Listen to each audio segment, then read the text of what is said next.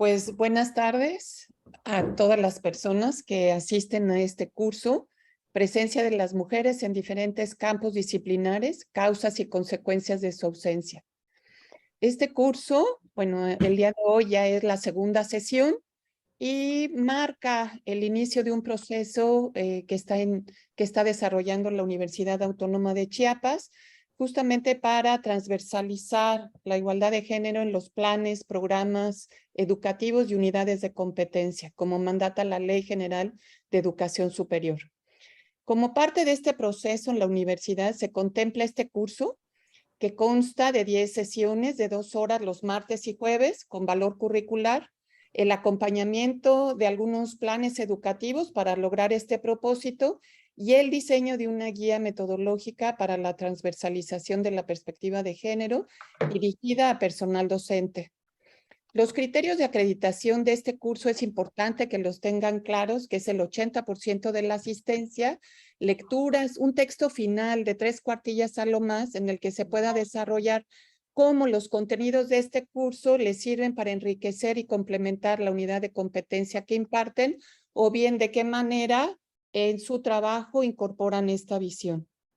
En esta segunda sesión, que se denomina Ser o No Ser, esa es la cuestión, las mujeres en la filosofía, nos los va a impartir la doctora Leticia Bonifaz y la doctora Cecilia Lavalle.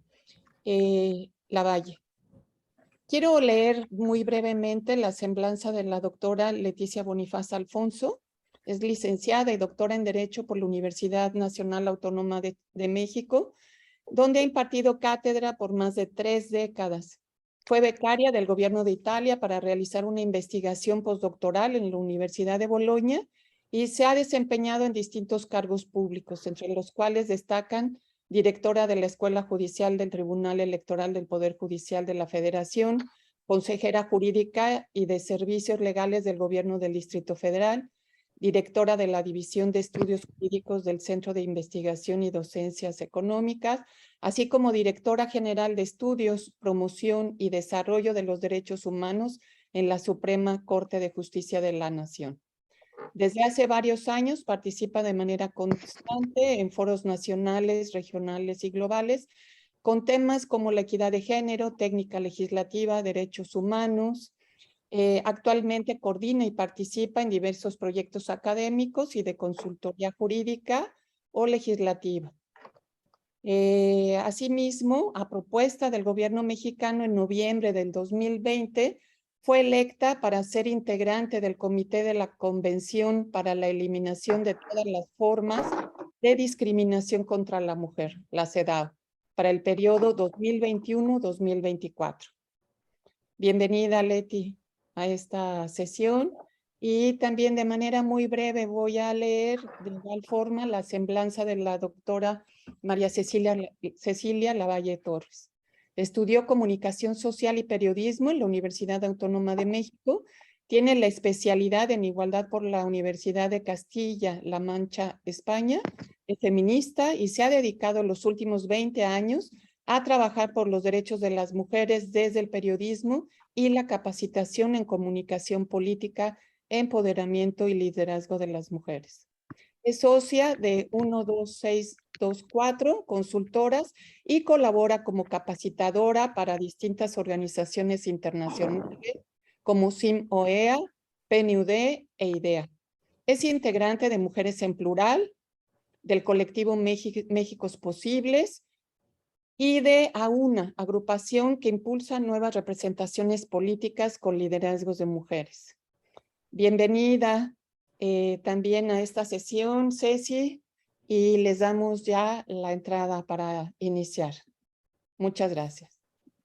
Gracias a ti, Liliana. Ya estoy viendo saludos de muchos lados. Empiezo por agradecer a quienes se conectan desde Comitán, obviamente. Me da mucho gusto que esté gente de la Facultad de Arquitectura, que vayamos aumentando la cantidad de... Ya tenemos, bueno, muchas personas saludándonos. Pues yo les quiero comentar que ayer tuvimos nuestra primera sesión, que se puso muy interesante Y empezamos por ver, así con ejemplos, por qué cuando decimos que ha habido desigualdad histórica, ¿en qué ha consistido esa desigualdad? Porque yo creo que muchas veces se piensa que es una exageración o que es algo recién que nos empezamos a preocupar por la igualdad. El tema es que es mucho más complejo que eso. Entonces, ¿por qué diseñamos así el curso? ¿Por qué empezamos por donde empezamos antier? ¿Cómo seguimos y todo lo demás? Yo creo que es importante que sepan que ya es una cosa obligatoria, de acuerdo a la reforma constitucional, que se tiene que dar perspectiva de género a todas las materias de todos los niveles de educación y obviamente en la universidad también. Entonces, cuando se habla de perspectiva de género, no siempre se tiene claro a qué nos estamos refiriendo. La perspectiva de género puede impactar más en temas de mujeres, pero también antier puso un ejemplo Jorge Ordóñez, cómo puede también impactar en algunos casos a los hombres, todo por los roles, los estereotipos, las cosas que socialmente se dijeron que eran cosas de hombres o de mujeres. Y esto no lo dijimos antier, pero lo digo hoy. Nacemos biológicamente con diferencias y esas diferencias van a estar allí. Ser hombre o ser mujer es algo que la biología nos determina y ahorita hay además la posibilidad de que alguien no se defina ni como hombre ni como mujer en algo que le llamamos identidad de género. Pero independientemente de si eres hombre o mujer biológicamente, socialmente se ha dicho qué es lo masculino y qué es lo femenino como construcción social. Entonces, esto les toca a las mujeres, esto les toca a los hombres, y así se empezaron a repartir los roles desde hace muchísimo tiempo. No es algo reciente, sino hay quien se remonta hasta la era de las cavernas y te dice, es que mientras los hombres salían a cazar el mamut, las mujeres se quedaban adentro de la cueva cuidando a sus hijos y los alimentaban, y la mujer inventó la agricultura porque fue la primera que vio que una semilla germinaba y etcétera, etcétera. Esto ya se desmintió también, porque ya se han encontrado huesos de mujeres en la casa del mamut, mujeres que acompañaban a la pesca, o sea, no tenían solo el rol definido de estar adentro de la cueva, sino que muchas mujeres participaban también de la caza, de la pesca, de la recolección de frutos, que es lo que nos enseñaron que se hacía en épocas antiguas. La cuestión es que siguieron pasando los años y parecía que este modelo se afianzaba socialmente y por eso hablamos de un sistema patriarcal, en donde hay un predominio de un sexo sobre el otro, un predominio del hombre sobre la mujer, que tiene obviamente más fuerza física, salvo algunos casos en donde nuestras mujeres que cargan leña o agua en Chiapas, pues hay mujeres muy fuertes físicamente, pero en términos generales, la fuerza del hombre pues es mayor y eso se trató como de imponer en todo. Cuando digo imponer en todo, fue porque se empezaron a dar reglas, que es lo que veíamos la clase anterior. Reglas en donde se dijo desde hace muchísimo tiempo, desde para los abogados sabemos que Roma fue clave, para decir desde el derecho qué podían hacer y qué no podían hacer las mujeres. Y se dijo claramente, por ejemplo, que las mujeres necesitaban permiso del marido para contratar, y si no estaba el marido, permiso del padre para contratar. Y se dijo que en las reglas del matrimonio ellas tenían una posición de desventaja porque quedaban subordinadas en muchísimos aspectos.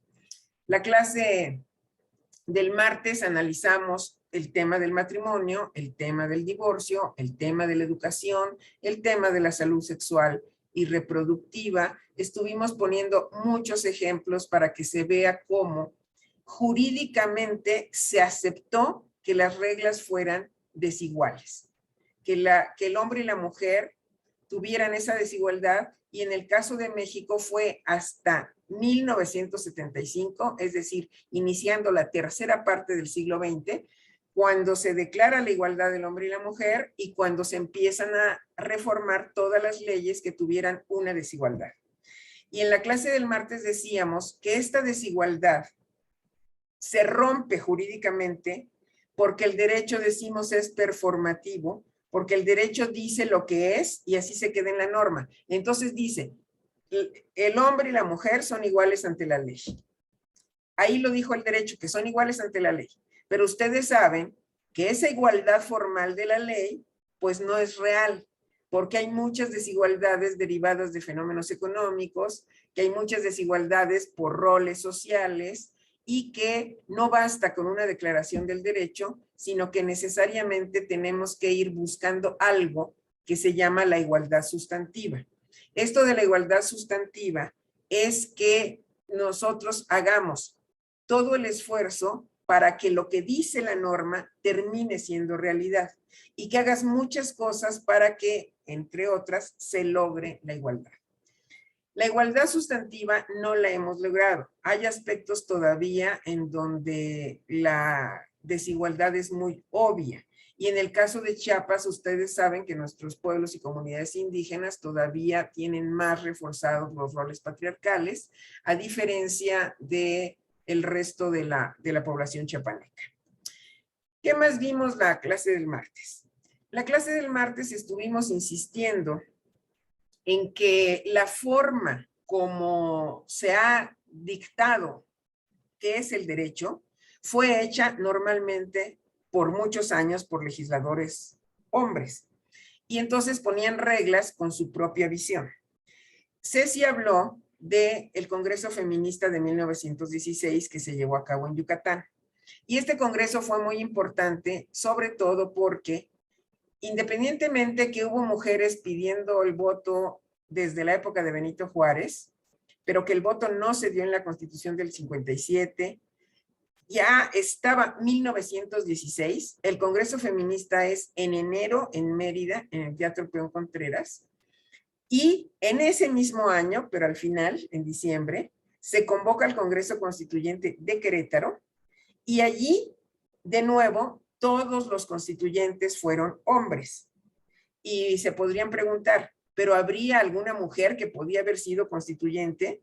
Pues yo creo que había varias, pero una clarísimamente que sí. Hermila Galindo, de la que hablamos la clase del martes, que era la secretaria particular de Carranza, que así era la función que tenía de estar junto a Carranza, pero que es una mujer que tenía una amplísima preparación, había leído mucho, escrito cosas muy importantes también, y tenía la posibilidad de incidir sobre leyes, ya lo había hecho con la Ley de Relaciones Familiares de Carranza, y Hermila Galindo le había pedido a Salvador Alvarado, que era el gobernador de Yucatán, un general de Sinaloa que Carranza mandó a gobernar Yucatán, que se hiciera ya el primer Congreso Feminista. A nivel Latinoamérica ya había habido otro en Buenos Aires. Así que a nivel América Latina fuimos el segundo Congreso. ¿Y quiénes asistieron al Congreso? Pues en su mayoría maestras, porque la profesión más común era el magisterio para las mujeres. Originalmente las primeras profesiones que tuvieron las mujeres fueron las ligadas al cuidado de los hijos, es decir, enfermería, ser maestras, enseñar, todo lo que tuviera que ver con una extensión de la casa, si lo quieren ver así. Bueno, la cuestión es que en la Constitución del 17 no se reflejó lo que se pidió en el Congreso Feminista, que básicamente son 4 puntos. El primero, educación para las mujeres, porque a muchas mujeres se les seguía negando la educación, y entonces era uno de los puntos fundamentales. Educación sin diferencias, porque se daba en otro tiempo, a mitad del siglo XIX se daba una educación para mujeres circunscrita de nuevo a cuestiones de la casa. Entonces, además de educación, se habló de salud sexual y reproductiva, se habló de reglas en el trabajo y se habló del derecho al sufragio. Fueron los 4 puntos esenciales. Entonces, era promover la educación para las mujeres, garantizar derechos sexuales y reproductivos de las mujeres, que en el ámbito laboral hubiera igualdad de trabajo, porque las mujeres eran consideradas como menores de edad, empataba siempre mujeres y niños tal cosa, así estaban redactadas las leyes, y el sufragio. Eso era lo que se pedía. ¿Y qué quedó en la Constitución del 17? El derecho a la educación, sin diferenciar hombres y mujeres, pero un derecho en el tercero generalizado. En el 123, el derecho al trabajo también de hombres y mujeres. Se quedó también de derechos sexuales y reproductivos, no se habló. Y en relación al sufragio, comentábamos ayer, y esto es muy importante por temas de lenguaje, que en el derecho al sufragio, tanto Hermila Galindo como la gente cercana a Carranza y en las discusiones del Congreso Constituyente, se dijo que ya las mexicanas teníamos derecho al voto porque decía que somos ciudadanos o no mexicanos, quienes hayan cumplido en aquel tiempo era 18 años si eras casado o 21 si eras soltero, y la ciudadanía no te distinguía hombres y mujeres, sino decía mexicanos. Y por esa razón, sabiendo que decía mexicanos, fue que Hermila Galindo fue la primera mujer que se inscribió para ser diputada, ya vigente la Constitución del 17, y que desafortunadamente perdió. Desafortunadamente perdió porque hubiera sido una gran cosa que en el 17 hubiéramos tenido una mujer diputada. Perdió en un distrito complicado de aquí de la Ciudad de México y sí hubo mujeres que votaron por ella. Entonces, ella tenía el derecho a votar y a ser votada porque así interpretaba la Constitución, que donde decía ciudadanos estábamos implicadas las mujeres porque así se leía gramaticalmente. Con esa lectura fue que se reforman códigos y leyes en Chiapas, en San Luis Potosí y en Yucatán, y es lo que hace que Chiapas tenga a su primera diputada, Florinda Lazos León, diputada local, que Elvia Carrillo Puerto sea una diputada local en Yucatán, y parecía que todo iba a venir muy bien, pero desafortunadamente no, después vino una interpretación administrativa de la Secretaría de Gobernación diciendo que las mujeres no teníamos derecho al voto porque la Constitución decía mexicanos y en ese caso mexicanos eran los hombres, por una interpretación.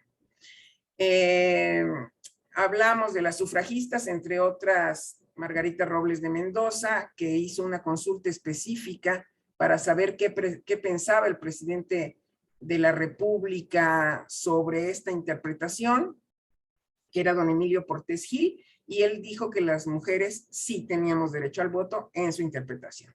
Pero a pesar de eso, no prosperó el voto en época de Cárdenas, se vino a dar el voto municipal con Miguel Alemán, y hasta 1953, muy tarde en relación al mundo, las mujeres pudimos votar. ¿Por qué es importante toda esta historia? Porque si la mitad de la población no es considerada ciudadana, si la mitad de la población no puede decidir sobre sus derechos, íbamos a seguir en el esquema de que un grupo de hombres impone, porque así fue siempre, sus reglas a un grupo que no puede decir absolutamente nada, porque está en este esquema de subordinación que determina el patriarcado. Que quede claro que no es una lucha de hombres contra mujeres, sino la idea es cómo nos vamos a complementar en la sociedad que estamos construyendo, donde tengamos espacios ambos. Lo que está claro es que hasta ahora todo el fenómeno fue a partir de la exclusión. En todo el curso vamos a ver cómo las mujeres han estado invisibilizadas, vamos a ver cómo en muchos momentos de la historia estamos perdidas, y no es que no hubiera habido mujeres, en la literatura, en el arte, en la arquitectura, ya vamos a ir entrando materia por materia. Pero el tema es que socialmente ha sucedido algo que el derecho fue legitimando y poniendo las reglas escritas con una diferencia de roles entre hombres y mujeres. Entonces, no sé, Liliana, si quieres que se agregue algo más o basta con este repaso. No, muy bien. Para contextualizar un poco, para retomar los principales elementos de la primera sesión y ya damos inicio a esta. Ya está Ceci Lavalla acá también. ¿Sí? Bueno. Ceci, ¿quieres complementar algo de lo que dije o pasamos a tu PowerPoint? ¿Sí está o no está, Ceci? Sí, Ceci, tu micro.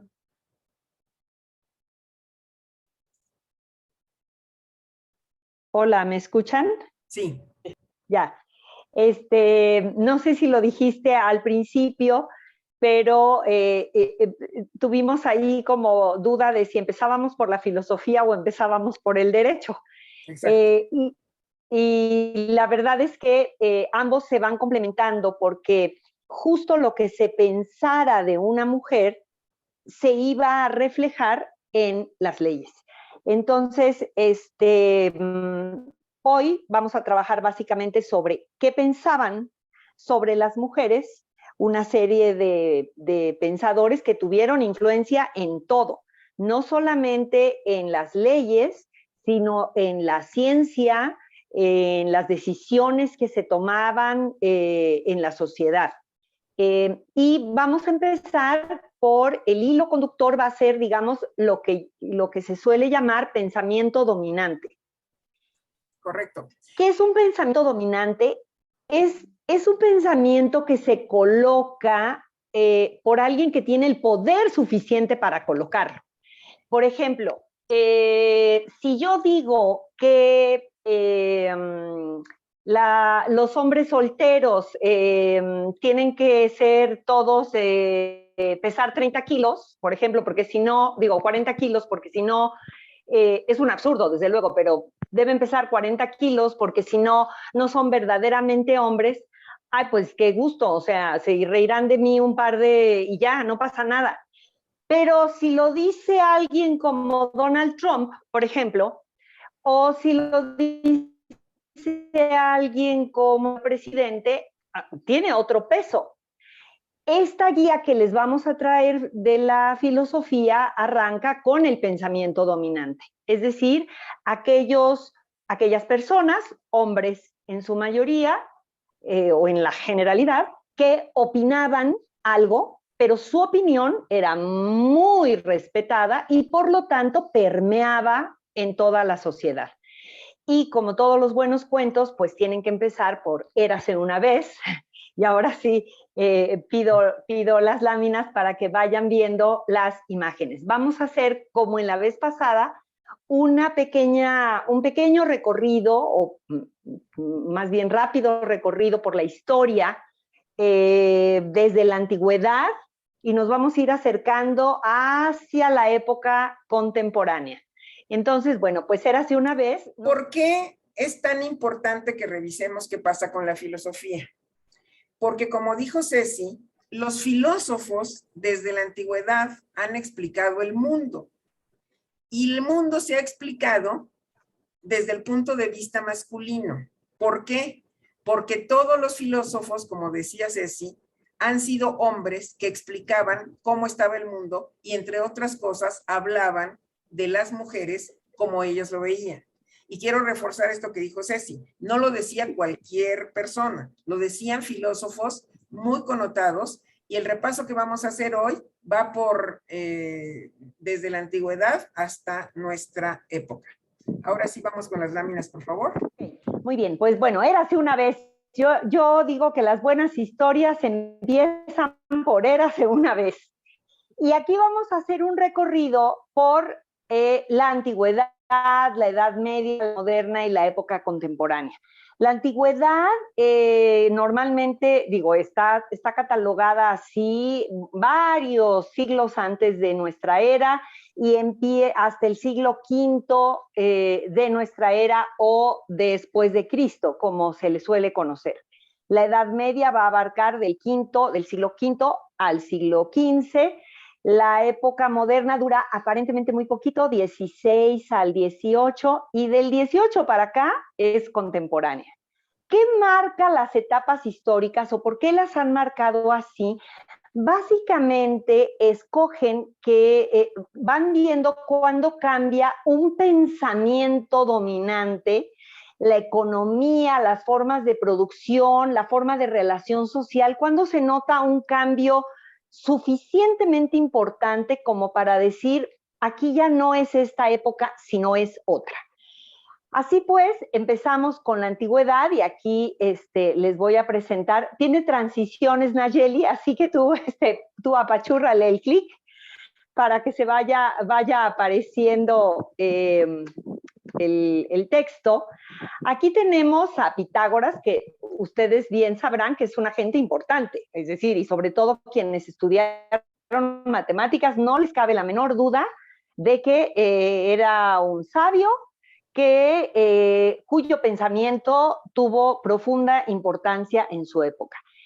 Y él pensaba sobre las mujeres que había un principio bueno que creaba al hombre, la luz, y un principio malo que creaba el caos, la oscuridad y la mujer. Esta forma de pensar se fue prolongando a lo largo de toda la antigüedad. Y como pueden ustedes observar, las razones que daban estos sabios, a los que me voy a brincar 2 siglos para llegar a Aristóteles, es la naturaleza. Ellos opinan que la naturaleza hace a las mujeres una especie de hombre inferior. En la opinión de estos pensadores, aquí tenemos a Aristóteles, 2 siglos después de Pitágoras, en la opinión de estos pensadores, el órgano reproductivo de las mujeres, lo que alcanzaban a ver de la biología, se parecía mucho a la de los hombres, pero decían es que no acabó de desarrollarse.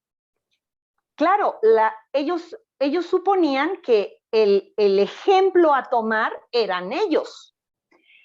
Y entonces nuestra biología, nuestra anatomía era, en su opinión, algo que no había terminado de desarrollarse. Por lo tanto, en realidad éramos hombres incompletos. Cuando la naturaleza no podía hacer hombres, hacía mujeres. Por lo tanto, la mujer es un hombre inferior. Y así como se pensaba, como ustedes bien supondrán, pues así nos trataban. La siguiente. Voy a brincar a la Edad Media.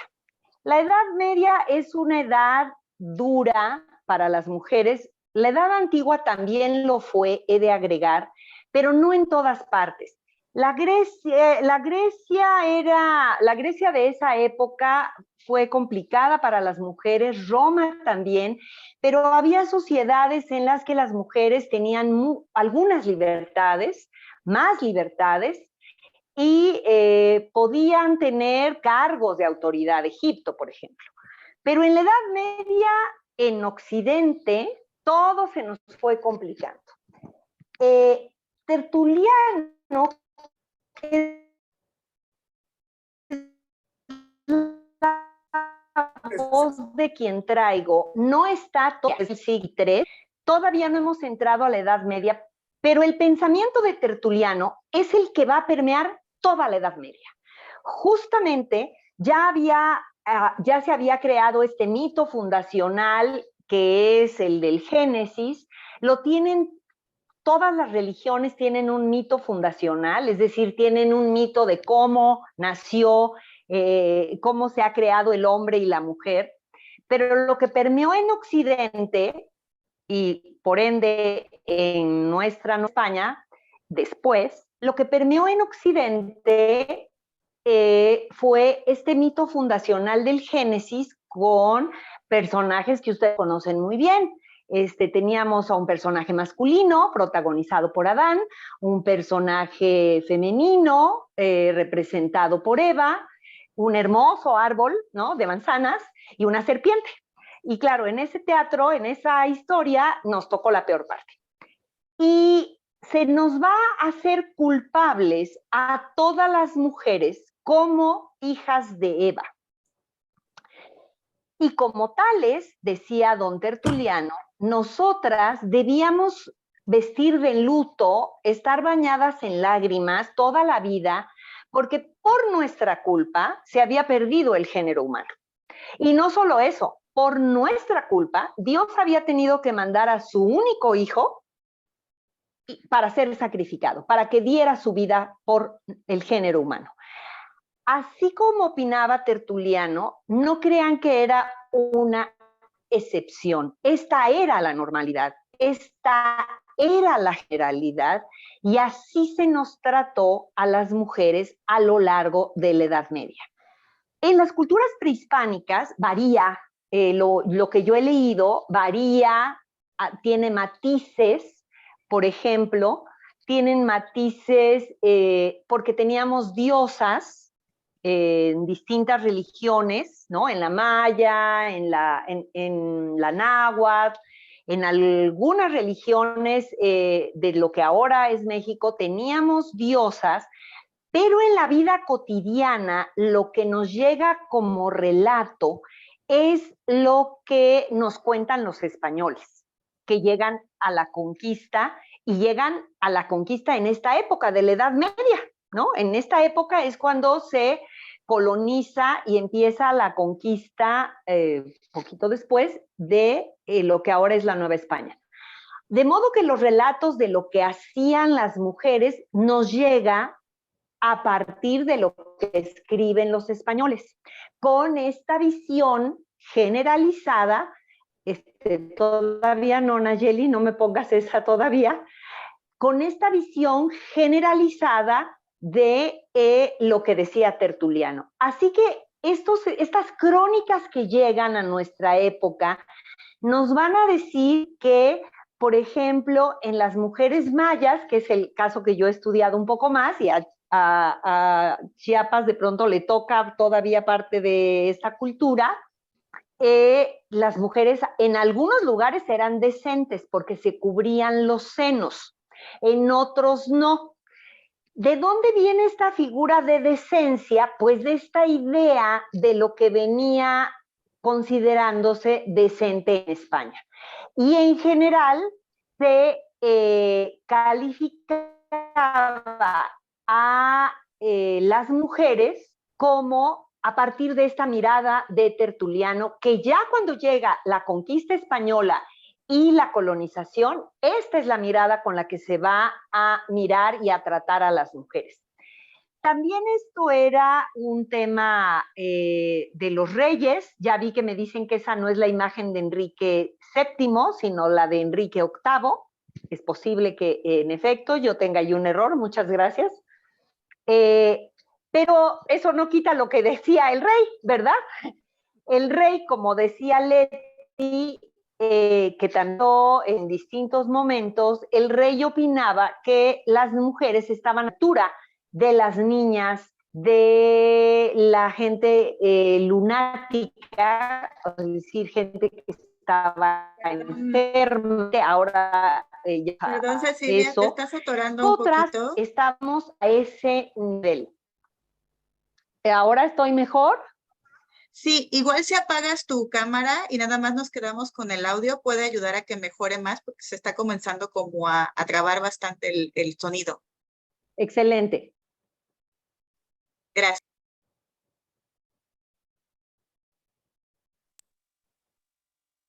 Bueno, Ahí está. ¿Me oyen ahí? Okay. Sí. Ahí sí. Ok, muy bien. Entonces, continuamos con el relato.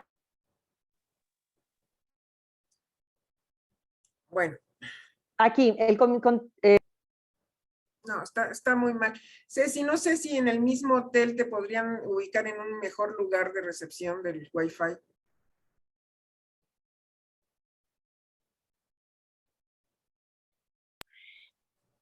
Bueno.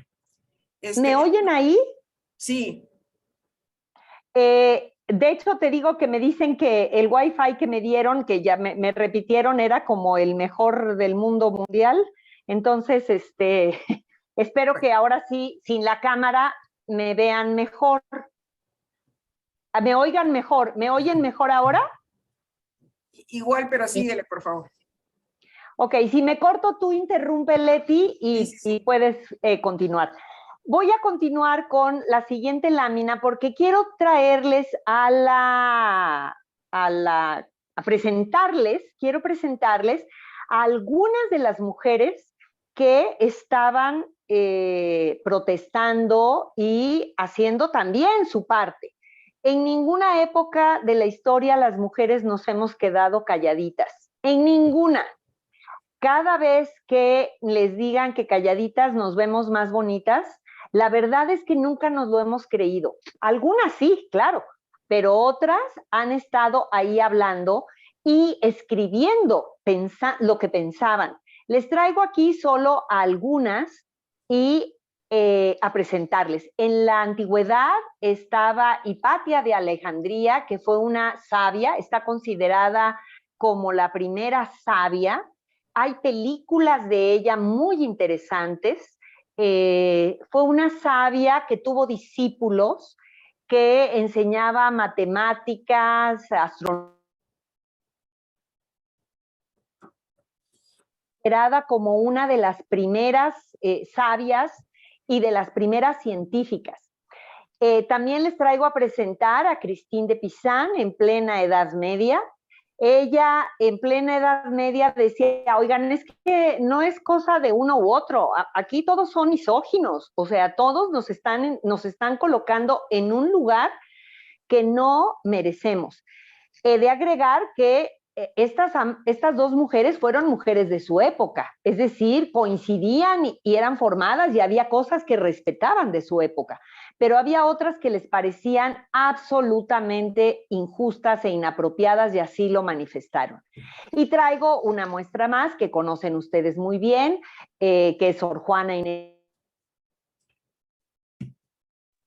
justamente por protestar, por decir lo que pensaba y por elegir el convento en lugar de la vida de matrimonio que era la que le correspondía en esa época en nuestro país. La que sigue, por favor. A ver, Ceci, yo quisiera agregar que nosotros hemos visto a Sor Juana como excepción aquí en México, pero en el estudio europeo se ve que en esa época las únicas mujeres que podían ser educadas eran las hijas de los reyes, las que estaban alrededor de esas cortes, y la otra opción era el convento. Era el único lugar a donde podías estudiar. Sor Juana lo hizo en México y es el gran mérito en esa época que lo hizo. Pero muchas mujeres optaban por el convento, no por otra razón más que para formarse y leer y saber, porque estaban cerrados todos los espacios. Entonces vamos a encontrar muchos casos en Europa parecidos a los de Sor Juana, pero en el caso de México, pues es nuestro orgullo por ello. En efecto, en Europa, mujeres sabias o consideradas sabias fueron monjas. Algunas por elección, otras porque las mandaron, pero ahí es donde pudieron leer y estudiar. Hildegarda, por ejemplo, que ahora es una santa y está considerada santa por el clero, una santa de Alemania, de lo que ahora es alguna parte de Alemania. Ella, por ejemplo, ella llega al convento de manera un poco forzada, huyendo de un matrimonio muy violento, la recibe el obispo y ella empieza a recibir muchas mujeres porque se vuelve una autoridad en uno de los conventos. Ella pone como regla que todas las que estuvieran ahí tenían que aprender a leer y escribir.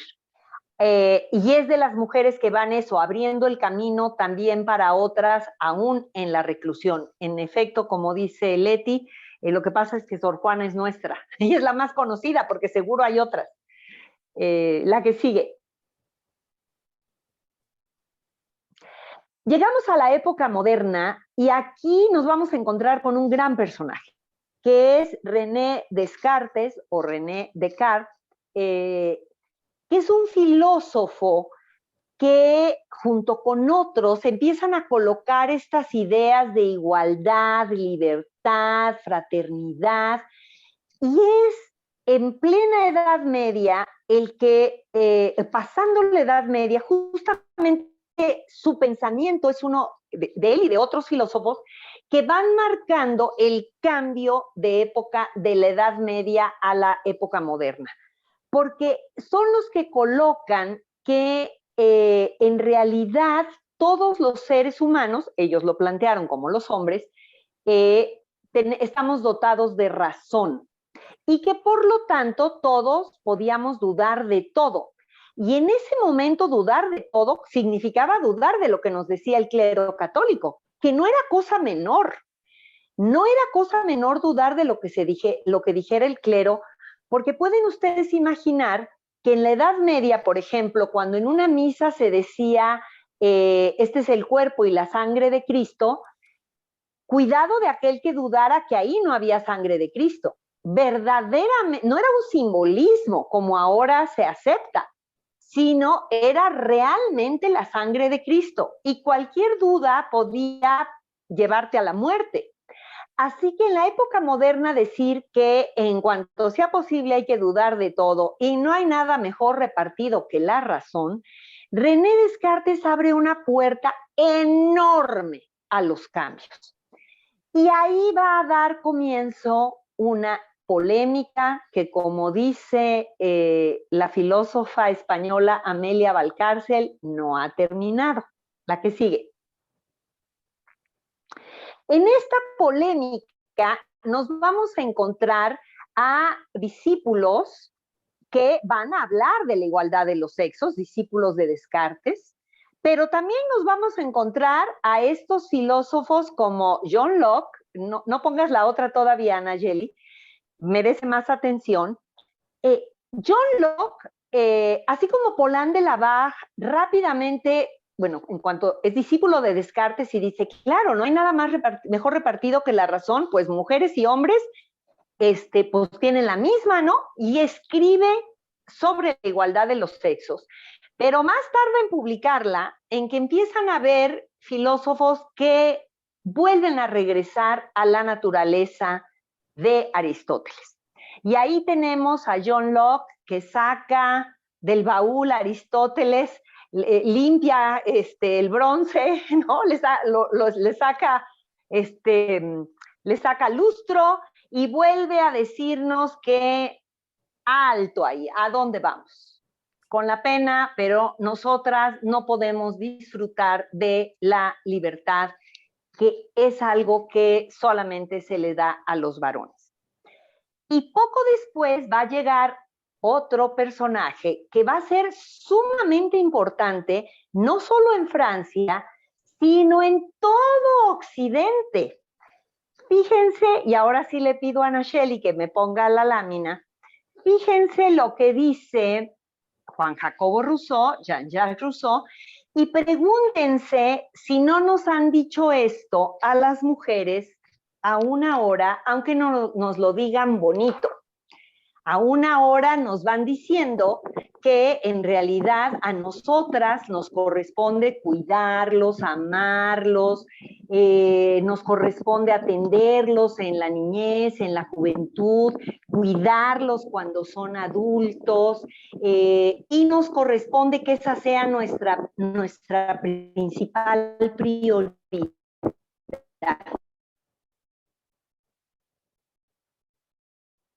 Nuestra principal prioridad fue lo que dijo Ceci. Entonces dice Rousseau, la educación de las mujeres siempre debe ser relativa a los hombres, agradarnos, sernos de utilidad, hacernos amarlas y estimarlas. Y ya vieron esta idea que solo voy a decir que hasta nuestros días muchas veces se piensa que es esta la obligación por los roles que hemos estado jugando desde la antigüedad. Aprovecho para un comentario que se dijo de las amazonas. El regreso que estamos haciendo de 5 siglos es para que vean que el sistema patriarcal no nació ayer y que todas las justificaciones que se han dado por los grandes personajes han estado formando parte de esta cultura que alguien lo puso, una cultura occidental, judeo-cristiana, que te impone cierto modo de ver la vida. Entonces, aquí estamos en lo que ya Ceci le llamó la época moderna, en el siglo del 15 al 18, y en el siglo 18, imagínense, se permite de manera absolutamente extraordinaria que una mujer vaya a la universidad. La primera mujer, porque todos los hombres tenían las posibilidades de estudiar donde quisieran. En cambio, para las mujeres no había esa posibilidad, y entonces la primera mujer que va a una universidad se llama Laura Bassi y va a la Universidad de Bolonia a hacer un doctorado en filosofía justamente en 1732. ¿Y qué se pensaría? Que después de la gran inteligencia que requirió que hasta los papas intervinieran para que estudiara Laura Bassi en Bolonia, no sigue que muchas otras mujeres vengan después, sino se queda solita como excepción hasta que el resto de las cosas terminan de acomodarse como siempre se ha hecho. Entonces, ¿cómo se podía dudar que había capacidad de parte de las mujeres? Pues ahí está una excepcional Laura Bassi demostrando que podía ser doctora en filosofía en 1732. Pero el tema, como aquí se está presentando, es que el pensamiento de Locke, el pensamiento de Rousseau, fueron pensamientos dominantes en la cultura occidental y mucha gente lo siguió. Lo interesante va a venir después en el siglo XIX, pero no sé qué lámina sigue y si Ceci ya está. Aquí estoy, yo te oigo bien. ¿Tú me oyes? ¿Me oyen los demás? Sí, síguele entonces. Muy bien. Y sí, en efecto, las amazonas son una excepción.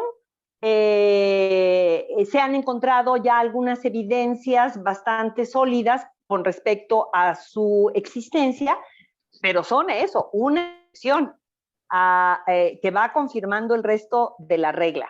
Vamos a avanzar en la lámina para llegar a esta que quiero mostrar cómo en la antigüedad la opresión y la sumisión de las mujeres se naturalizó, es decir, se dijo que era algo natural. En la Edad Media se legitima, es decir, se vale porque son las hijas de Eva y son malas, malísimas. Y en la época moderna se legaliza, porque en esta época van a empezar ya a surgir leyes que establecen nuestra camisa de fuerza. Así que llegamos a la época contemporánea que, salvo, ahorita hay variaciones en esa idea de que no, ya pasamos a otra época, pero hay sólidas ideas que dicen nos parecemos mucho a la época contemporánea, así que no hemos pasado de ahí. La opresión y la sumisión de las mujeres ya llega naturalizada, legitimada y legalizada.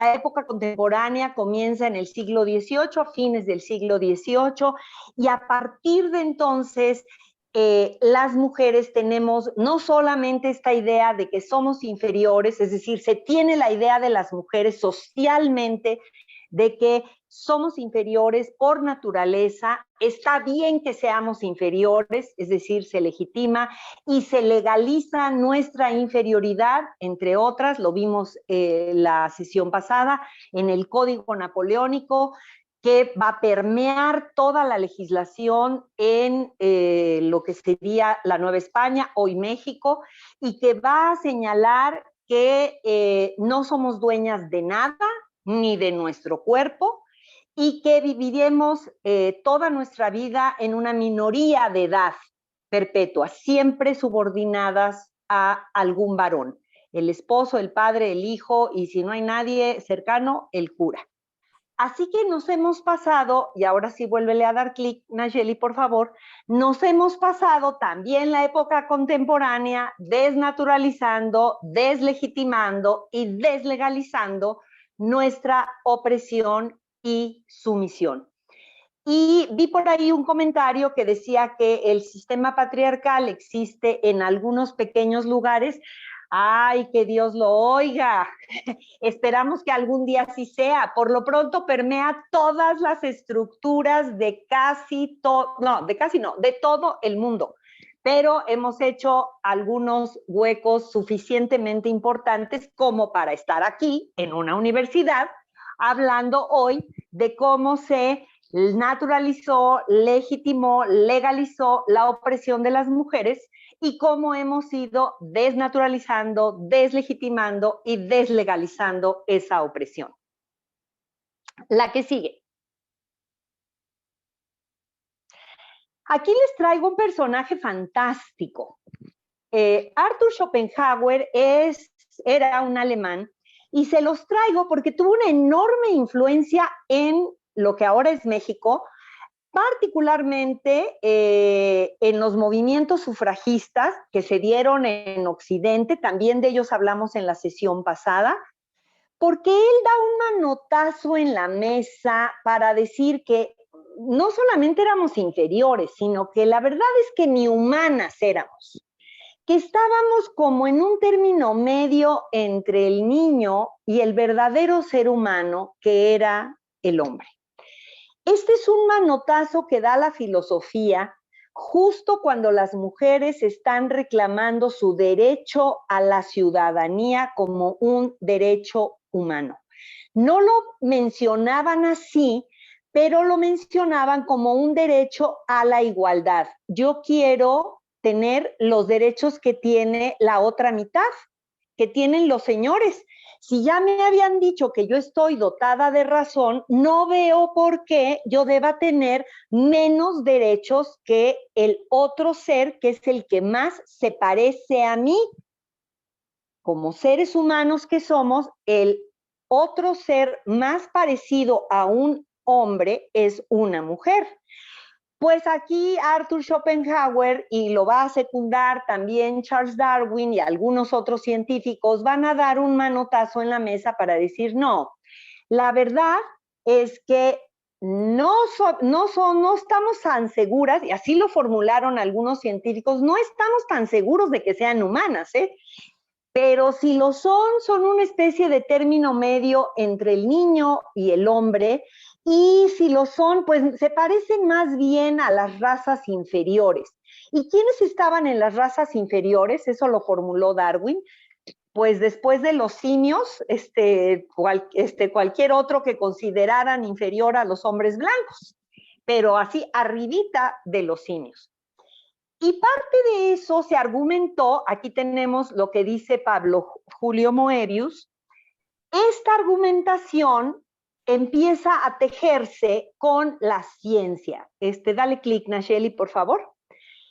Y esto que dice Pablo Julio Moebius va a ser utilizado como argumento para, primero, prohibir la educación formal de las mujeres en México, luego para dejarles espacio solamente en escuelas de niñas, luego para cuestionar y obstaculizar la presencia de las mujeres en los estudios de secundaria, y luego, claro, para la preparatoria y los estudios universitarios.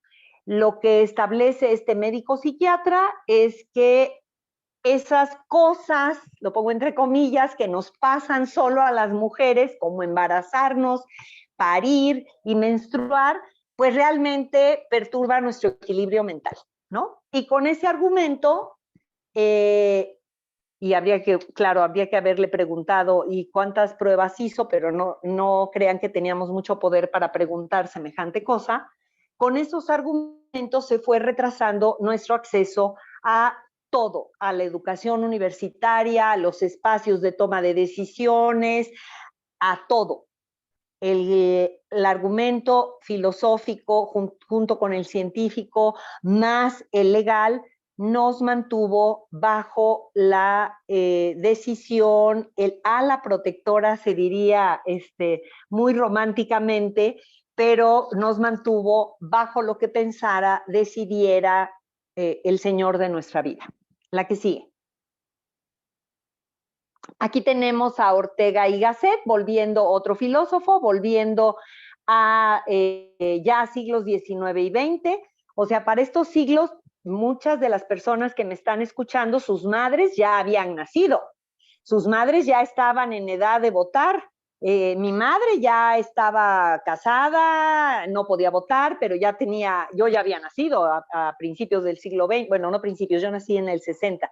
Mi madre ya había nacido y mi madre ya estaba estudiando, y Ortega y Gasset hablaba de esto que aún se sigue diciendo para nosotras, de agregar las telenovelas y muchos de los argumentos siguen diciendo que lo nuestro es sentir, o sea, que nosotras realmente sentimos mucho con todo el corazón y que pensamos poco, y que saber las cosas, ¿no? Utilizar la inteligencia y la razón, pues eso más bien son cosas de los señores. Lo nuestro es sentir y colaborar con los señores. Aún nos lo suelen decir de vez en cuando algunos expresidentes, presidentes u hombres con suficiente autoridad para tener pensamiento dominante. La que sigue. Ay, esta me encanta. Esta lámina se las traje porque me encanta. Vean cómo define este filósofo lo que son las mujeres. Y cuando lo vayan leyendo, piensen en cómo se nos pinta ahora en los medios de comunicación, en las telenovelas, en las películas. Aunque tendremos una sesión de medios de comunicación, observen cómo en el siglo XIX los señores están definiendo cómo debemos ser las mujeres, cómo esta es la forma adecuada de ser de las mujeres y cómo va a rescatar el mito fundacional de Adán y Eva para decirnos que lo nuestro es estar ahí para los señores, para lo que el Señor de nuestra vida mande, ordene o tenga a bien solicitar. La que sigue. Que no quede duda de la actualidad, esta está fresquita, pues. Esta es de Vladimir Putin, ¿no? Diciendo que él no tiene días malos porque no es mujer, ¿no? Todos sus días son buenos. Y uno podría decir, bueno, sí, Putin, ¿no? Que podría ser casi un hombre de las cavernas, pero en esta época. A ver, como él, hay muchas personas que piensan que en nuestra naturaleza, de nuevo la naturaleza, en nuestra naturaleza está sentir, está apapachar, está ser madre, está tener ese instinto para cuidar a los demás. No se percibe que todo eso pueda ser una formación cultural y social que viene de muchos siglos atrás, y que si nosotros como sociedad formamos a los hombres para ser amorosos, sensibles, buenos padres, buenos hermanos, que puedan llorar, que puedan sentir, que esté bien visto para ellos la ternura, pues no hablaríamos de la naturaleza las hace de tal manera o los hace de tal manera. Putin aquí vuelve a sacar la naturaleza y volvemos a quedar con estos discursos dominantes. Putin no es el único, es solo un ejemplo. Volvemos a quedar de nuevo en este lugar que nos coloca fuera del ámbito público en general. Son pensamientos dominantes, hemos avanzado mucho en el camino, ha habido filósofas importantes que han modificado el pensamiento, hay ahora mucho más filósofas, historiadoras, científicas, abogadas que les iremos trayendo en las distintas sesiones, que vamos desnaturalizando, deslegitimando y deslegalizando la opresión y la sumisión de las mujeres. Aquí te cedo el micrófono, Leti. Sí, yo quisiera, si tienen la presentación de Ceci de ayer, que la recuperáramos, porque yo me voy a centrar justo en algo que ya tratamos, pero hoy lo voy a tratar desde la filosofía, que es desde lo que se llamó la Ilustración. Ya vimos a los precursores, ya vimos el pensamiento de Locke, el pensamiento de Rousseau, y predominantemente ellos, los hombres, estaban publicando libros, estaban en las universidades, había un gran, ¿cómo les diré? Pues muchísima atención a estos que eran los que estaban dando pie a lo que se llama el siglo de las luces. Pero yo puedo decir, con todos los elementos en la mano, que el siglo de las luces también fue de oscuridad para las mujeres, en mucho. ¿Por qué? Porque curiosamente, esta apertura que se dio a partir de René Descartes, como dijo Ceci, hizo que muchas mujeres ya no tuvieran la necesidad de hacerse monjas para que les dejaran estudiar, o ya no tuvieran la necesidad de ser parte de la corte de una reina. Y alguien puso en el chat que a las universidades solo iban la gente de recursos, pero solo hombres. El punto aquí que estamos viendo es quién queda excluido, y por definición las mujeres estábamos excluidas. Hay casos excepcionales donde un hombre protegido por alguien de recursos podía por su inteligencia llegar a la universidad. Pero aquí el punto es que para las mujeres, por el solo hecho de ser mujeres, no se tenía esa posibilidad. Entonces, ¿qué pasó en los albores de la Revolución Francesa? Lo que pasó fue que empezaron a existir lugares a donde las mujeres se podían reunir. Y esos lugares se llamaban saloniers. Eran espacios en donde las mujeres podían discutir ideas, podían, no solo entre mujeres y hombres, empezó a haber un espacio público donde las mujeres podían ir a expresar ideas. Ya había mujeres que habían tenido cierta formación, si quieren aristocrática, sí, porque las mujeres privilegiadas siempre van a ser las que van abriendo brecha.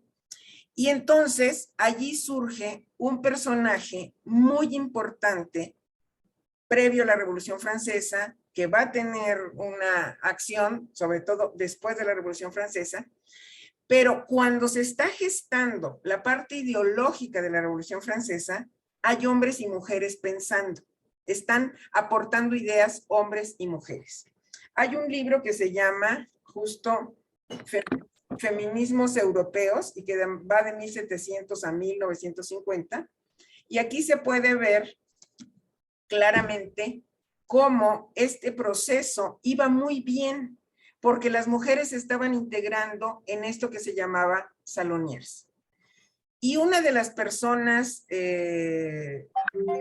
más importantes en estos saloniers, de todas maneras, tuvo un hijo que criticó la posibilidad de que las mujeres tuvieran esos espacios, diciendo pues que eran mujeres que abandonaban sus obligaciones y que ellas, el espacio público no era su espacio, sino el espacio privado. En la Revolución Francesa no solo hubo mujeres pensando, también hubo mujeres en la toma de la Bastilla, hubo mujeres que estuvieron al lado de los hombres. Pero ¿qué pasó? Lo decíamos el martes, lo repito hoy. Derivado de la Revolución Francesa, se expidió lo que se llama la Declaración Universal de los Derechos del Hombre y del Ciudadano. Y allí, lo primero que las mujeres que participaron en el movimiento, sobre todo en la parte pensante, en la parte ideológica, dice, ¿y dónde quedamos nosotras?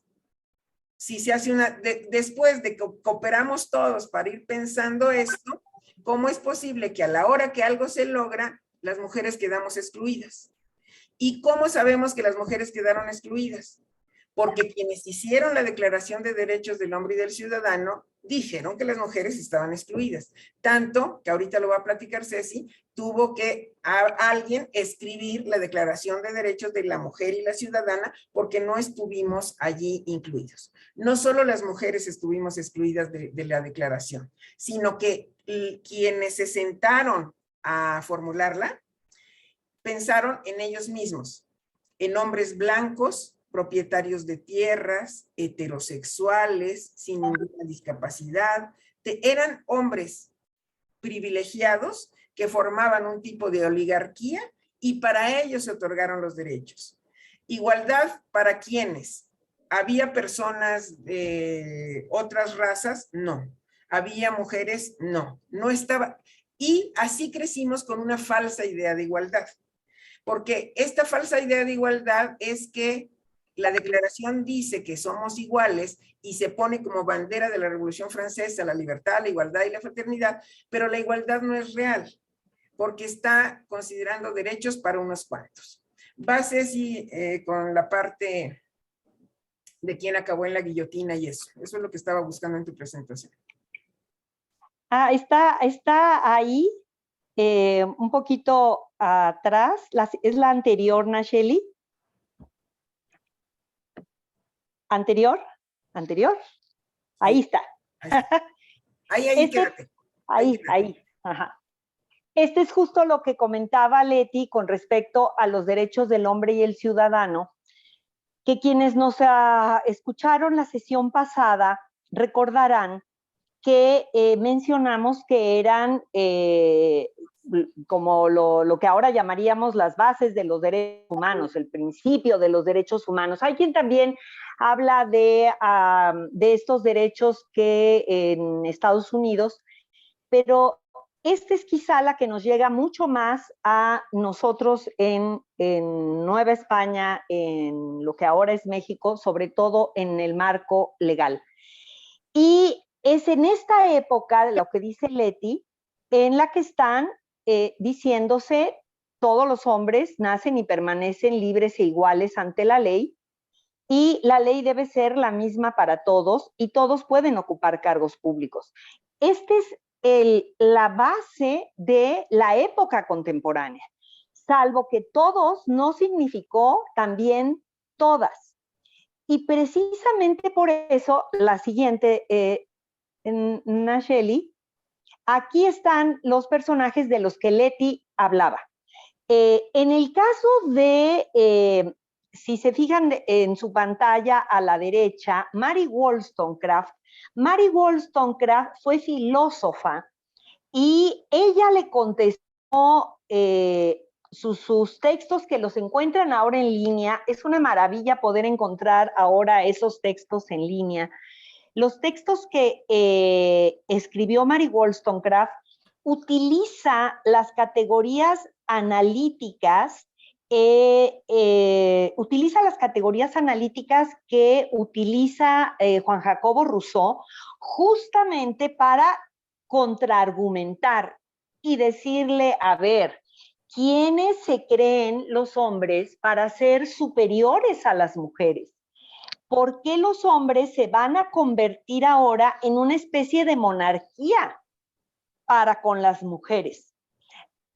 Utiliza categorías analíticas que utiliza Rousseau justamente para ponerles de frente las incongruencias filosóficas, teóricas, que estaban cometiendo cuando se trataba de mujeres. Encuentran en línea Vindicación de los Derechos de la Mujer, para quien, repito lo que comenté la vez pasada, Mary Wollstonecraft escribió Vindicación de los Derechos del Hombre y fue aplaudida, lo máximo, qué gran filósofa, y luego escribió Vindicación de los Derechos de la Mujer, y ahí dijeron, Fuchi está loca, y la apodaron la hiena con faldas. La hija de esta mujer, Mary Wollstonecraft, va a ser ni más ni menos que Mary Shelley, la que escribió Frankenstein. Hay una película relativamente reciente que se llama Mary Shelley, y mencionan de pasada a Mary Wollstonecraft, mencionan cómo le pesa a Mary Shelley, porque creo que muere muere justamente en el parto donde le da a luz a ella, donde van a ser Mary Shelley, muere Mary Wollstonecraft en ese parto, y Mary Shelley se va a sentir culpable. Y en esa película pasan fragmentos o pasan retazos un poco de quién era el esposo.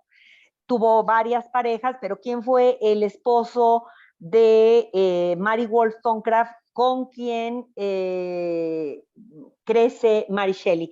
Muy interesante, sobre todo por la visión que tiene Mary Shelley de su madre, pero también a mí me pareció interesante la película y la recomiendo por la visión que tenía el esposo de Mary Wollstonecraft. Ahí estamos viendo a los hombres liberales que han tenido poco foco en la historia. También la historia ha encargado de enterrarlos, pero ahí está el foco a algunos hombres congruentes, solidarios, que estaban diciendo, tienen razón lo que ellas tienen razón, es una incongruencia. Otro de los hombres congruentes es Nicolás de Condorcet. Él sí tuvo un cargo en la asamblea, él sí abogó por los derechos de las mujeres y él sí abiertamente en asamblea decía, es una incongruencia lo que estamos diciendo, no podemos decir que todos son iguales y acto seguido decir que todas las mujeres no pertenecen a esa categoría, dejar fuera de derechos, creo que lo dice a 18 millones de mujeres, no, 18, no tengo el dato aquí a la mano, pero dice el número de mujeres que había en ese momento, por lo menos en Francia. Entonces dice, es una incongruencia. Nosotros estemos otorgando derechos y actos seguidos se lo quitemos a todas las mujeres. Y está la imagen de Olympia de Gouges. Olympia de Gouges era una dramaturga, no era una filósofa, pero como dramaturga y una activista política. Ella además era una activista antiesclavista. Ella, como otras mujeres, muchísimas mujeres participaron en la Revolución Francesa y al término de la Revolución, que es cuando se escriben los derechos del hombre y del ciudadano, se quedan pasmadas de ver cómo se quedaban fuera de los derechos que estaban naciendo. Y lo que hace Olympia de Gouges es escribir, se lleva como un par de años en escribir, no solo en escribir, sino dice Nuria Varela, una periodista feminista, que tardaron un poco en salir de su estupor, las francesas, y luego se pusieron en acción. Aquí Olympia de Gouges escribe los derechos de la mujer y la ciudadana. Es una copia, también ya encuentran todos esos documentos en línea, los derechos del hombre y del ciudadano y los derechos de la mujer y la ciudadana. Es una copia que muestra que no excluye a los hombres, sino que nos incluye a las mujeres. Pero eso fue lo suficientemente atrevido como para cortarle la cabeza. Fíjense que también le cortan la cabeza a Nicolás de Condorcet. Y es verdad que Condorcet y Olympia de Gouges, con otros, estaban conspirando contra el régimen de Robespierre. Eso es cierto. El tema es que para entonces ya había periódicos, ya había imprenta y a todos les cortan la cabeza, a los conspiradores y a las conspiradoras, entre ellas Olympia de Gouges, les cortan la cabeza. Pero en el caso de Olympia de Gouges, cuando el periódico El Universal, se traduciría, da la noticia, dice que le cortaron la cabeza a esta conspiradora por haber olvidado las virtudes propias de su sexo. Es decir, a Olympia de Gouges queda clarísimo que no solo la están castigando por conspirar contra un régimen establecido, sino por ser mujer e intervenir en asuntos públicos.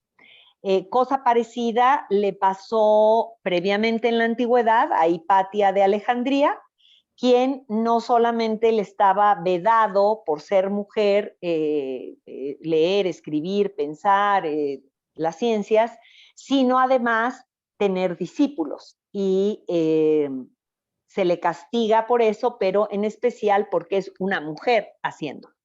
Le cedo pues el micrófono a Leti. Bueno, voy a escribir en el chat un nombre de pronunciación difícil, Carlota Nordenflicht, que también debatió con Rousseau, pero nadie sabe qué dijo esta mujer hasta recientemente que se rescata el diálogo que sostuvieron Rousseau, manteniendo la idea de que la mujer era inferior, y ella diciendo por qué no. Pero el nombre no nos dice nada porque apenas los nombres están siendo rescatados siglos después de quiénes fueron estas mujeres.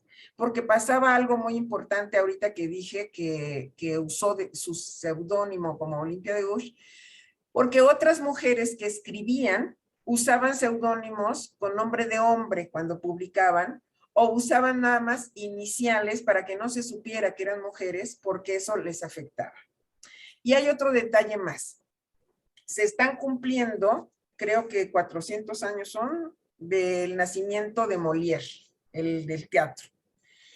Y Molière escribió Las Preciosas Ridículas.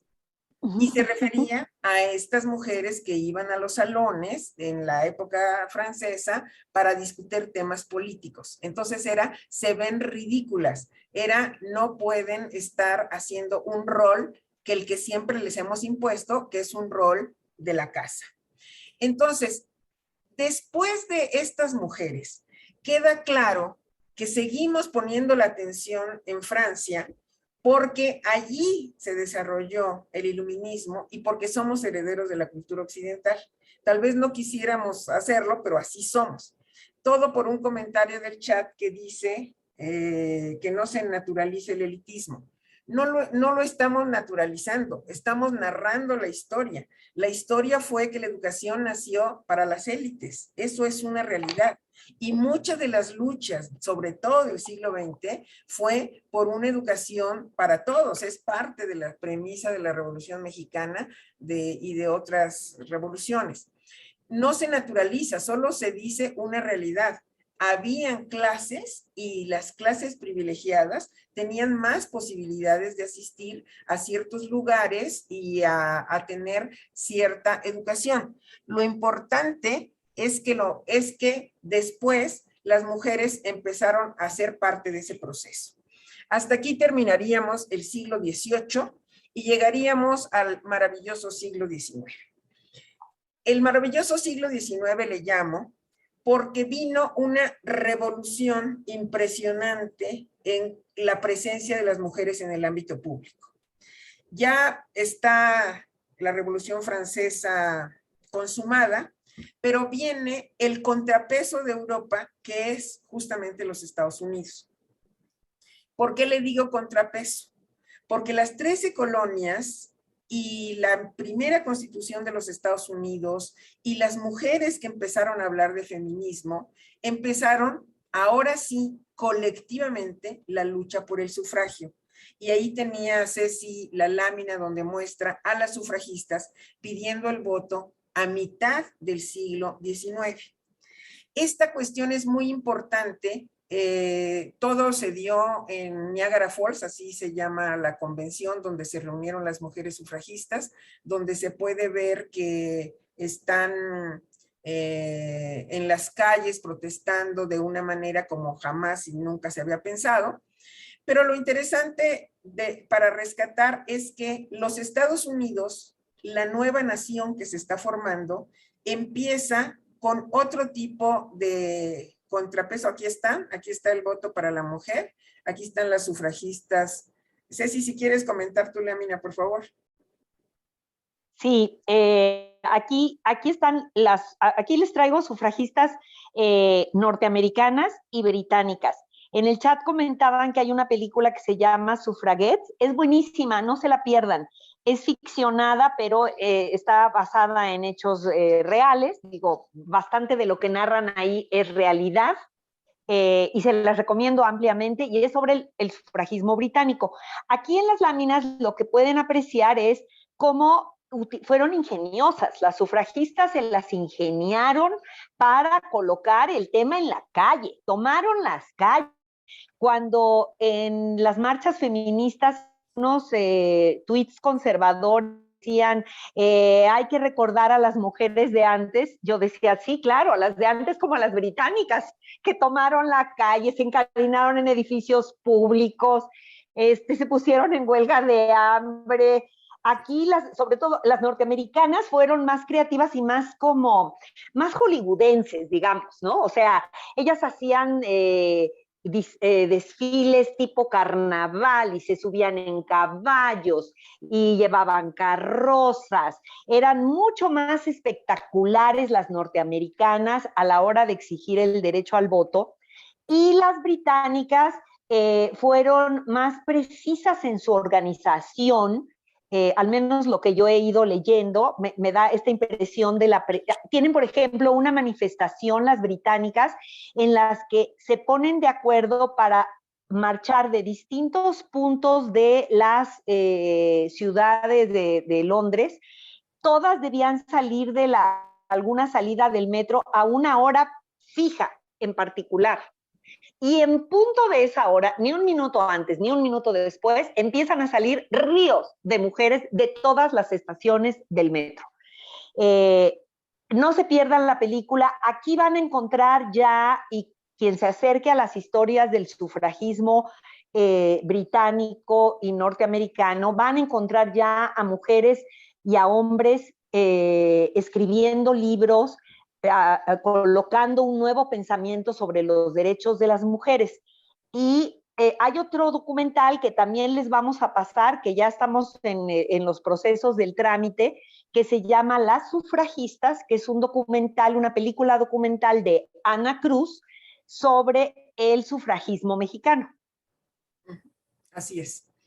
Bueno, entonces, ahí les puse el nombre de la principal sufragista británica. También hay un libro con su biografía, es Emmeline Pankhurst, y allí fueron madre e hija las que muchas veces estuvieron encarceladas en fríos sótanos para que dejaran de ser activistas como conocemos. Entonces, el siglo XIX empezó a sumar a muchas mujeres en la búsqueda de derechos, pero no encontramos así, salvo en la calle a las activistas, a muchas mujeres escribiendo lo que pasaba, o posiblemente todavía vamos a descubrirlas, porque en esa época, todo el siglo XIX, las mujeres seguían con dificultad para publicar sus propios libros. ¿Dónde se encuentra la riqueza y la visión de las mujeres de esa época? Se encuentra en diarios y en cartas. Las fuentes primarias para saber qué pasaba, en el caso de Emmeline Pankhurst, es que o llevaban diario o escribían cartas. Y a partir de allí, no es porque hubieran publicado un libro, pero sí se puede descubrir cuál era la filosofía y la visión que tenían, aunque no hubiera una que en particular fuera como la que desde el plano teórico estuviera explicando estas cosas, porque eso sucedió prácticamente hasta el siglo XX. Ahorita vamos a llegar a ese punto. Pero los movimientos feministas del siglo XIX se van sumando porque van separados en tres carriles, digamos así. Está la lucha por el voto, el del sufragio que estamos hablando. Está la lucha por los derechos laborales. Esto tiene que ver, obviamente, con el marxismo y con mujeres como Clara Zetkin o Alejandra Kollontai. Y está también la lucha por el cambio en el estatus de la mujer a nivel jurídico. En 1904 hay manifestaciones en Viena y en París donde se queman códigos Napoleón por la desventaja que tenían las mujeres y de la que hablamos la sesión pasada. Entonces, cuando cuando pensamos en el siglo XIX cerró a tambor batiente. Los movimientos feministas se sumaron, les digo, la lucha por el sufragio, la lucha por la igualdad en el matrimonio, la lucha por derechos laborales, y como las condiciones en Europa ya se veían difíciles, empieza un pacifismo también integrado por mujeres, de alguna manera ya bastante articulado. Bueno, entonces, a nivel filosofía, ¿quién va a escribir y quién va a decir cómo vemos el mundo las mujeres? ¿Quién va a ser la filósofa que diga que muchos antes habían dado explicaciones incompletas porque no estaba nuestro punto de vista? Y ahí tenemos a una mujer que en el siglo XX ya recoge mucho de la experiencia previa. Ella es pareja de Jean-Paul Sartre, pero además Jean-Paul Sartre tiene su vida autónoma y ella también, y son ejemplo como una pareja. El único antecedente es el de John Stuart Mill y su esposa, porque escribían libros juntos. John Stuart Mill pasó como el feminista más importante dentro de la economía, pero después él mismo admitió que escribía 2 libros con su esposa y que no siempre ponía el nombre de su esposa, porque al poner que participaba una mujer iba a demeritarse la obra. Entonces, estoy hablando, por supuesto, de la importancia del segundo sexo, escrito por Simone de Beauvoir, y que cambió la vida para muchas mujeres, porque tuvimos la primera explicación teórica de eso. Aunque no lo crean, pero está también para verse en los archivos de la UNAM, ideas muy semejantes son las que está exponiendo nuestra paisana Rosario Castellanos en su tesis en la Facultad de Filosofía y Letras sobre el eterno femenino y sobre los roles, y hay mucha coincidencia en muchas cosas sin que Rosario en ese momento estuviera leyendo a Simone de Beauvoir.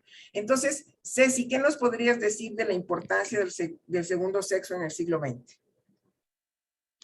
En efecto, en el siglo XX, piensen que Simone de Beauvoir ya es una filósofa que en primer lugar ya salió de las universidades, ya hay mujeres en las universidades. Piensen que estamos saliendo de las 2 grandes guerras mundiales. Las 2 grandes guerras mundiales tienen efectos profundos en la vida de las mujeres. Ya sé que casi todas las películas hablan de lo que ha pasado, de lo que los hombres hicieron en esas guerras, y hay muy pocas aún hablando de los efectos que tuvieron esas guerras en las mujeres o la participación de las mujeres en esas guerras. Una de las participaciones que hubo importante en ambas guerras fue las mujeres trabajando en la industria, en las fábricas, en los comercios, porque los hombres eran enviados a el frente de batalla, y los gobiernos que habían estado manteniendo a las mujeres con prohibiciones de trabajar, de que no te dediques a nada más que a tus hijos, de que tu marido mandará, pues empezaron a sacar publicaciones y publicidad. Yo les voy a dar la reflexión sobre las mujeres en los medios. Me acordaré de ponerles algunos de estos carteles y pósters que son muy interesantes. Empiezan un gran dinamismo del gobierno para decirle a las mujeres que entren a trabajar en las 2 guerras. Y en la Segunda Guerra, particularmente cuando salen a trabajar, se dan cuenta de lo que muchas ya sabían. Podían ganar dinero, cuidar a sus hijos e hijas, subir, bajar, estudiar, y tenían libertad e independencia económica. Y cuando regresan, como dicen en las películas norteamericanas, los muchachos, las mandan a su casa. Aquí es el momento de quiebre, es un punto de quiebre muy importante, y por eso se explica filósofas como Simone de Beauvoir. Porque Simone de Beauvoir ya está en esa generación en donde a las mujeres las vuelven a mandar a su casa. Ella desde luego no está en su casa y es una de las rebeldes de la época, pero no es la única. Y se da cuenta cómo las represiones de vuelve a tu casa después de haber probado libertad, independencia, salir de las universidades, etcétera, van a permitirle reflexionar profundamente en lo que significa ser mujer. Simone de Beauvoir y su libro en 2 tomos va a responder, su libro en 2 tomos, El segundo sexo, va a responder a la pregunta ¿qué significa ser mujer? Lo responde en 2 tomos y da una de las grandes claves por las que van a seguir otras pensadoras que sin ser filósofas van a colocar el pensamiento de las mujeres, van a pensar respecto a lo que significa ser mujer de otra manera. Simone de Beauvoir coloca ahí una frase que se ha hecho famosa de no solo se nace mujer, sino que se llega a serlo. Es decir, no solamente es la biología, sino que nos enseñan cómo debe ser una mujer. Y por eso les traje yo a Kierkegaard, la lámina de este filósofo del siglo XIX. Siguiendo de Simone de Beauvoir, vamos a encontrar a esta psicóloga Betty Friedan, ya en los 60s, que da el siguiente paso para responder a ese malestar que tenían las mujeres ya más adelante, en la década de los 60s, y que se llamaba, ella llama a su libro La mística de la feminidad, es decir, qué significa ser mujer y cómo nos están enseñando a ser mujer y cómo esa forma de ser mujer nos hace sentirnos muy frustradas, muy enojadas, muy llenas de opresión. Betty Friedan, sin ser filósofa, coloca el tema desde una óptica muy interesante porque en su época las mujeres empezaron, sobre todo las norteamericanas, las mujeres norteamericanas empezaron a padecer de depresión, ansiedad, angustia, y dado que prácticamente todos los médicos eran hombres, no se explicaban qué le pasaba a las mujeres que tenían todo. ¿Y qué era ese todo? Pues había terminado la Segunda Guerra Mundial, los nuevos descubrimientos se habían aplicado en los aparatos electrodomésticos, estaban muchas mujeres, sobre todo la clase media había ascendido notablemente, así que estaban las mujeres casadas con estufas, licuadoras, lavadoras, marido, hijos, perro. ¿Qué más querían? Tenían todo. Y muchas de esas mujeres habían ya egresado de las universidades y solo encontraban trabajos menores.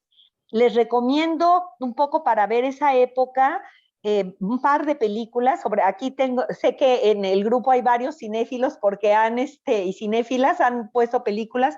Les recomiendo ahí La voz de la igualdad, es buenísima. Va a mostrar cómo mujeres brillantes no encontraban trabajo más que de segunda o de asistentes. Les recomiendo también al menos la primera temporada de Mad Men, Netflix. Si no les gusta pueden no seguirla viendo, pero marca muy bien cómo era el asunto. Recomiendo Las horas de esta Meryl Streep, Nicole Kidman. Esa es otra muy buena película que va a narrar un poco toda esta época y lo que estaban colocando Simone de Beauvoir y Betty Friedan ya como pensamiento filosófico con respecto a la condición de las mujeres. Entonces, les estoy poniendo la serie de Borgen, no sé si ya la vieron, pero es una primera ministra danesa y ahí se ven los roles y las dificultades de hoy.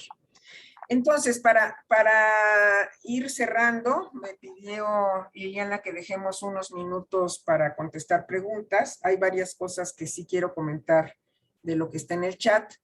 Pero entonces, ya vimos que la filosofía fue eminentemente masculina todo el tiempo, que tuvimos verdaderas excepciones de mujeres que explicaron cuál era su visión, pero que tenemos una visión completamente de una mujer respecto de una mujer del mundo del siglo XX hasta Simone de Beauvoir. Antes habían cosas aisladas, pero no una filosofía que te explique qué es el problema de lo femenino, lo masculino, de las relaciones entre los sexos. Después de Simone de Beauvoir, obviamente se ha venido una catarata de pensamiento feminista, y le llamo catarata porque es así. En el caso mexicano es sin duda Rosario Castellanos, la feminista teórica más completa. Ahí puse los datos de su tesis, que se volvió ya libro afortunadamente en el Fondo Cultura y que se rescató. Y la verdad tenía que ser muy brillante nuestra paisana para que fuera su tesis profesional y que ella tuviera la calidad del libro que es. Rosario Castellanos leyó a todas las clásicas, porque ya les había hablado de otras. Les había dicho que en el siglo XIX finales estaba Clara Zetkin, que fue muy importante, la alemana, y que estuvo también como algo muy importante, que escribió libros, Alejandra Kollontai. Ellas, como estaban en el movimiento obrero, en el movimiento por derechos laborales, sí hablan de la mujer, pero no en todo el tiempo tienen la perspectiva de género que tuvo Simone de Beauvoir. La diferencia es que por fin se escriben estos dos tomos diciéndote cuáles son las condiciones desde el punto de vista de una mujer.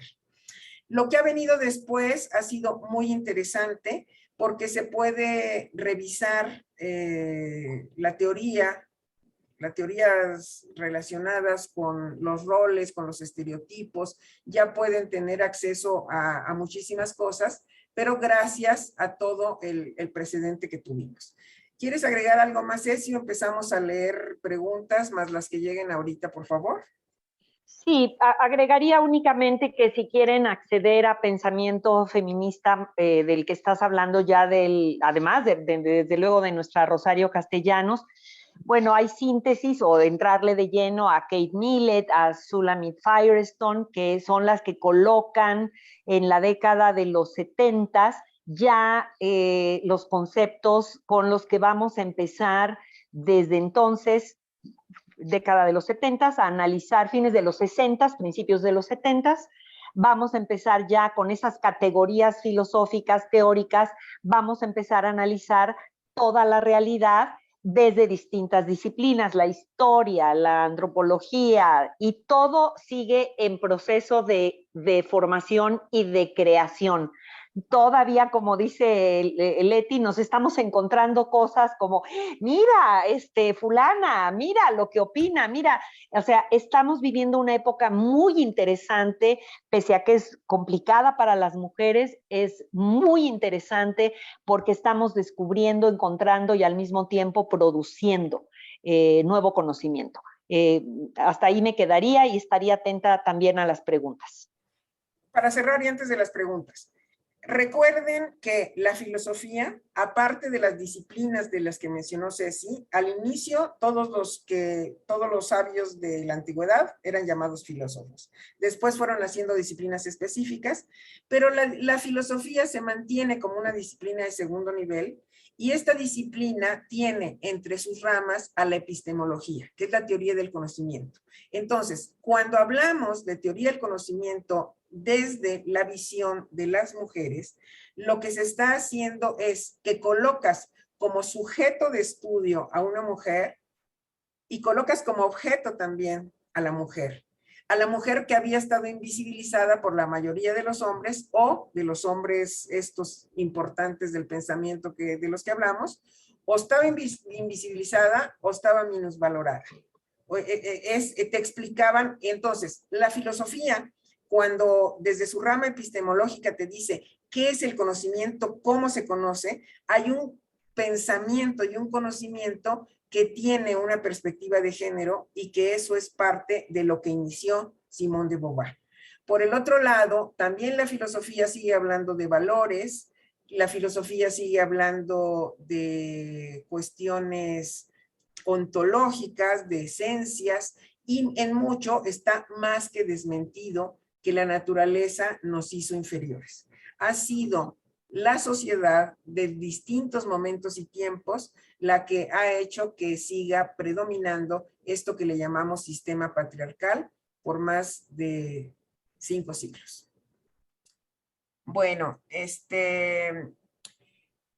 quisiera yo detenerme, lo anoté, pero no sé quién es, alguien que dijo de dónde nacieron. Como que la crítica a los hombres que Ceci exponía, alguien espontáneamente dice, ¿y estos de dónde nacieron? Con ese comentario decimos, es que ellos vienen de una mujer y por lo tanto a la mujer se le debe respeto o está cumpliendo la función de la maternidad. Y yo siento que el punto es, porque lo he escuchado muchas veces, cuando le dicen a alguien, es que usted tiene una posición muy dura respecto a las mujeres, te va a decir, yo vengo de una mujer, todos venimos de una mujer, nadie aquí es hongo, nadie. Entonces, que no se piense que por nacer de una mujer es porque tenemos la necesidad de insistir en que tenemos el mismo valor. El valor lo tenemos porque tenemos la misma dignidad humana, así de simple, independientemente de nuestra biología. El problema es que por razones de la biología se quiso excluir a muchas mujeres todo el tiempo. La pregunta del chat está muy larga, no sé quién la quiera leer. Hay una pregunta interesante aquí en el chat, nos recuerda a Flora Tristán, en efecto, que coloca la extrema precariedad laboral de las mujeres. Flora Tristán decía que las mujeres obreras estaban por debajo de los obreros, ¿no? Ellas todavía cuando llegaban a su casa eran explotadas por sus maridos que eran obreros. Y se pregunta por qué es uno de los, cuando hemos avanzado en tantas áreas, lo laboral es en donde menos hemos avanzado las mujeres. Yo diferiría un poco del área de menos avance, coincidiendo con la compañera que nos hace el planteamiento, María de los Ángeles, en que falta mucho. Sí, hay desigualdad salarial, pocas oportunidades todavía, techo de cristal, acoso y hostigamiento laboral. O sea, sabiendo todo eso, creo que es un tema en el que no es en el que menos hemos avanzado, pero ahí vamos, ¿no? O sea, vamos hemos avanzado mucho más en la educación, por ejemplo, eso es cierto. Y las desigualdades a menudo nos las empezamos a topar, sobre todo las mujeres jóvenes que ya están accediendo con mucha libertad a los espacios de educación y sacan buenas calificaciones, etcétera, empiezan a toparse con la desigualdad una vez que entran al mercado laboral o al matrimonio. Hay estudios muy interesantes de Estefanía Vela, si mal no recuerdo, creo que su estudio lo publicó con APREF, la discriminación laboral en México, se las recomiendo ampliamente, le pone cifras y datos a lo que nos está dando María de los Ángeles. Yo creo que en todos los ámbitos todavía hay mucho por avanzar. No estoy tan segura que sea el ámbito en el que menos hemos avanzado, pero coincidiría contigo en que ahí todavía hay un buen trecho por el que caminar. Sí. Parte del objetivo del curso es que se vea con muchos ejemplos qué es lo que ha pasado, porque en el caso concreto de la clase de hoy, si la visión todo el tiempo fue solo de un lado y solo recientemente las mujeres podemos expresar opiniones y ya hay una buena cantidad de filósofas, en el caso de Clara Zetkin, de Flora Tristán, de Alejandra Kollontai, ellas fueron a universidades europeas y en México las primeras mujeres que fueron a la universidad se titularon en la última década del siglo XIX, todavía con Porfirio Díaz. Recuerden que Gabino Barreda crea la Escuela Nacional Preparatoria y se inscriben las primeras mujeres hasta la última década del siglo XIX, y de ahí sale la primer médico, que es Matilde Montoya, así dice su título, médico, y también la vida de Matilde Montoya la pueden encontrar, la primera abogada, María Asunción Sandoval, la primera arquitecta es siglo XX, son datos que son relevantes porque ¿quién te explica cómo es el mundo? Y si la visión solo ha sido de un lado, habría que ver, pues, complementar, y por eso vamos un poquito tarde en este proceso. ¿Algo más? También decir que aún ahora, por ejemplo, no hay sabias, ¿no? ¿Cuáles son las sabias de ahora?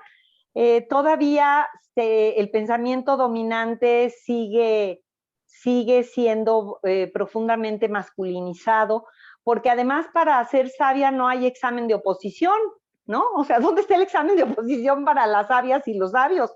Normalmente son los mismos sabios los que van diciendo quién es sabio, quién otro es sabio, ¿no?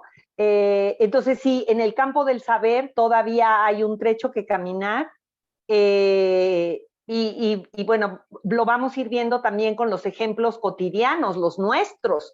¿Cuántas veces ahora, cuando ustedes están en una reunión y colocan una reflexión en una junta, simplemente es ignorada su voz hasta que alguno de sus compañeros, ay, por cierto, hay que hacer X, Y y J, justo lo que hace unos minutos ustedes habían dicho, o una de ustedes había dicho, y entonces es valorada esa voz y dicen, ay, claro, ¿qué razón tiene el compañero?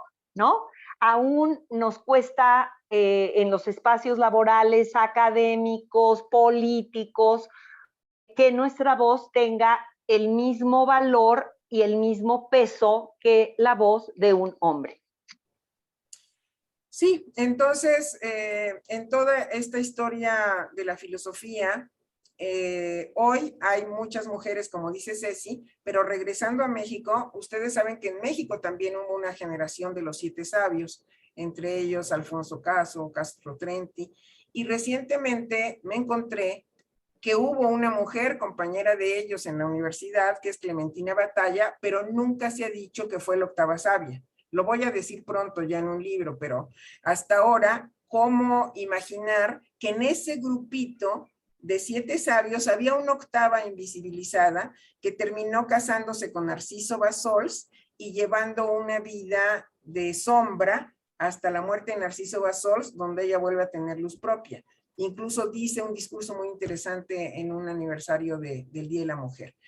Todo esto tiene que ver, y esto de la invisibilización de Clementina Batalla, tiene que ver con que muchas mujeres todavía optaron en el siglo XX por quedarse atrás, por ser sombra, y fueron muy pocas las que hicieron algo compartido o que tuvieron de aliados a personas importantes que terminaron de empoderarlas.